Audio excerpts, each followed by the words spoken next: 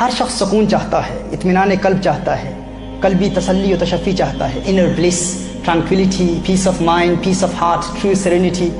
ہر شخص اسی کا متلاشی ہے، اسی کا متمنی ہے.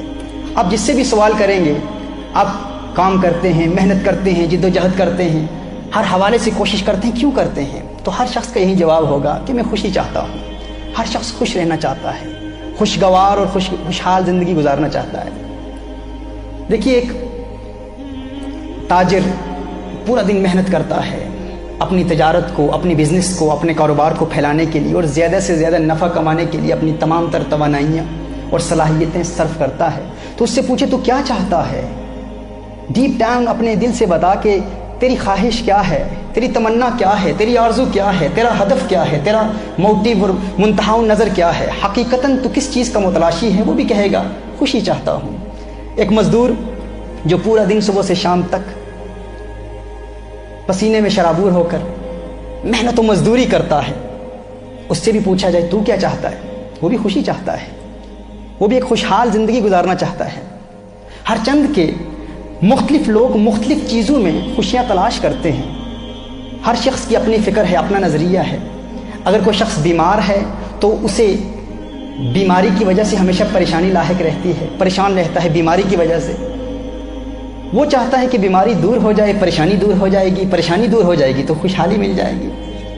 اسی طرح اسٹوڈنٹس ہیں، انہیں ہمیشہ امتحانات میں ناکامی کا خدشہ رہتا ہے، خوف رہتا ہے کہ ناکام ہو گئے تو ناکامی پریشانی میں مبتلا کر دے گی.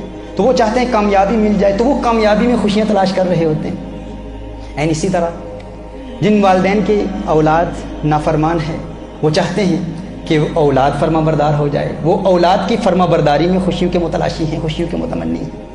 اسی طرح اگر کچھ لوگ گھریلو ناچاکیوں اور اختلافات کا شکار ہیں تو وہ چاہتے ہیں کہ یہ تنازعات و اختلافات ختم ہو جائے تو ہمیں خوشیاں مل جائیں گی. اسی طرح کسی کا محبوب اس سے جدا ہو گیا ہے، کوئی پیارا جدا ہو گیا ہے تو وہ اس جدائی کو اپنی خوشیوں کا قاتل سمجھتا ہے. وہ چاہتا ہے کہ جدائی ختم ہو جائے، محبوب مل جائے، پریشانی ختم ہو جائے گی، سکون مل جائے گا، خوشیاں مل جائیں گی. کسی کے دشمن ہیں، دشمن کا خوف لاحق ہے، وہ دشمن پر برتری حاصل کرنا چاہتا ہے کہ کسی طرح دشمن پر برتری حاصل ہو جائے گی تو خوشی مل جائے گی. یعنی ہر شخص خوشی تلاش کرتا ہے. البتہ خوشی جس میں تلاش کی جا رہی ہے وہ وسائل اور اسباب اور ذرائع مختلف ہو سکتے ہیں، لیکن الٹیمیٹ گول، منتہا و نظر، ہدف سب کا ایک ہی ہے کہ خوشی مل جائے. یعنی انسان خوشی کا متلاشی ہے، خوشی چاہتا ہے. اب یہ خوشی چاہتا کون ہے؟ انسان چاہتا ہے نا خوشی. تو سوال یہ پیدا ہوتا ہے انسان ہے کیا؟ انسان کی تعریف کیا ہے؟ تو یاد رکھیے، انسان دو چیزوں کا مجموعہ ہے. ایک انسان کا جسم ہے اور ایک انسان کی روح ہے.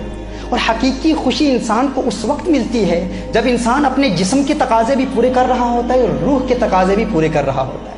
اگر آپ چاہتے ہیں نا کہ خوشی مل جائے، خوشی کہاں ملے گی، کیسے ملے گی، تو یہ جاننا ہمارے لیے ضروری ہے کہ خوشی حاصل کون کرے گا؟ خوشی انسان حاصل کرے گا نا. تو یہ جاننا بھی ضروری ہے انسان کیا ہے. انسان دو چیزوں کا مجموعہ ہے. ایک انسان کا جسم ہے اور ایک انسان کی روح ہے. ایک جسم ہے اور ایک انسان کی روح ہے. ہمیں جسم کو بھی خوش کرنا ہے اور روح کو بھی خوش کرنا ہے. اگر جسم کے تقاضے پورے کریں گے تو جسم خوش ہو جائے گا، روح کے تقاضے پورے کریں گے تو روح کو خوشی ملے گی. اب سوال یہ پیدا ہوتا ہے کہ جسم کے تقاضے کیا ہیں، روح کے تقاضے کیا ہیں؟ اللہ عز و جل جسم کے متعلق قرآن کریم میں ارشاد فرماتا ہے نا کہ اللہ عز و جل نے اس جسم کو اس مٹی سے پیدا فرمایا. یہ جسم کیسے بنا؟ اللہ فرماتا ہے وَمِنْ آيَاتِهِ أَنْ خَلَقَكُم مِّن تُرَابٍ. اللہ عز و جل کی نشانیوں میں سے ایک نشانی یہ ہے کہ اللہ عز و جل نے انسان کو اس مٹی سے پیدا کیا، اس دنیا سے پیدا کیا. اور جو جہاں سے پیدا ہوا، جو جس چیز سے بنا، وہ اسی کی طرف لوٹ کر جانے والا ہے. انسان اس دنیا کی مٹی سے معرض وجود میں آیا تو وہ انسان اسی دنیا کی مٹی میں ہی لوٹ کر جائے گا. قرآن میں خالق کائنات فرماتا ہے منہا خلقناکم وفیہا نعیدکم، کہ ہم نے اسی سے تمہیں پیدا کیا اور اسی کی جانب تمہیں لوٹائیں گے. یعنی جو جہاں سے آیا ہے وہیں لوٹ کر جائے گا. اسی طرح اللہ عز و جل نے روح کو بھی پیدا کیا. اب سوال یہ پیدا ہوتا ہے یہ روح کہاں سے آئی ہے؟ اللہ فرماتا ہے وَنَفَخْتُ فِيهِ مِنْ رُوحِي، اور جب ہم اپنی جانب سے ایک خاص معزز روح پھونک دیں. یعنی روح کہاں سے آئی ہے؟ اللہ فرماتا ہے یہ اللہ کی جانب سے ہے. روح اللہ کی جانب سے آئی ہے اور جو اللہ کی جانب سے آئی ہے وہ اللہ کی طرف لوٹ کر جائے گی. اِنَّا لِلَّهِ وَإِنَّا إِلَيْهِ راجعون. قرآن کریم میں ہے نا الَّذِينَ إِذَا أَصَابَتْهُم مُّصِيبَةٌ قَالُوا إِنَّا لِلَّهِ وَإِنَّا إِلَيْهِ راجعون. وہ کیا کہتے ہیں کہ ہم اللہ کے لیے ہیں اور اللہ کی جانب ہی لوٹ کر جانے والے ہیں، یعنی جو جہاں سے آیا ہے وہیں لوٹ کر جائے گا۔ جسم دنیا سے آیا ہے تو جسم اسی دنیا کی مٹی میں لوٹ کر جائے گا، روح اللہ کی جانب سے آئی ہے اور اللہ کی جانب لوٹ کر جائے گی۔ اب دیکھیے، جو جہاں سے آیا ہے وہیں لوٹ کر جائے گا اور اس کی غذا بھی وہیں سے آتی ہے۔ جو جہاں سے آیا ہے وہی لوٹ کر جائے گا اور جہاں سے آیا ہے اس کی غذا بھی وہیں سے آتی ہے۔ اللہ عز و جل نے انسان کے جسم میں کچھ تقاضے رکھے ہیں، انسان کے جسم کی چند ریکوائرمنٹس ہیں۔ انسان چند چیزیں چاہتا ہے، مثال کے طور پر ہمیں پیاس لگتی ہے، ہم پانی چاہتے ہیں۔ اللہ عز و جل نے انسان کے جسم میں پیاس رکھی ہے۔ اب پیاس کا تقاضا اللہ عز و جل نے انسان کے جسم میں رکھا ہے۔ جب تک انسان کی پیاس بجھتی نہیں ہے انسان خوش نہیں ہو پاتا، پریشان رہتا ہے۔ انسان کو بھوک لگتی ہے تو پریشان ہوتا ہے، جب انسان کھانا کھا لیتا ہے تو پریشانی دور ہو جاتی ہے۔ ایسا ہے نا کہ جب تک انسان کھانا نہیں کھاتا انسان پریشان رہتا ہے، کھانا کھا لیتا ہے پریشانی دور ہو جاتی ہے۔ ہر چند کی وہ پریشانی عارضی طور پر دور ہوتی ہے، لیکن کھانا انسان کے جسم کے تقاضوں کو پورا کر رہا ہے۔ تو اللہ عز و جل نے انسان کے جسم میں بھی کچھ تقاضے رکھے ہیں اور اللہ عز و جل نے انسان کی روح میں بھی کچھ تقاضے رکھے ہیں۔ جسم کا تقاضا کیا ہے؟ جسم کو بھوک لگتی ہے، جسم کو پیاس لگتی ہے، کھانا بھوک مٹاتا ہے، پانی پیاس بجھاتا ہے۔ یعنی انسان کے اندر اللہ عز و جل نے انسان کے جسم میں کچھ چیزیں رکھی ہیں، انسان کے جسم کے کچھ تقاضے ہیں۔ جب وہ تقاضے پورے ہوتے ہیں تو عارضی طور پر انسان کو خوشی محسوس ہوتی ہے۔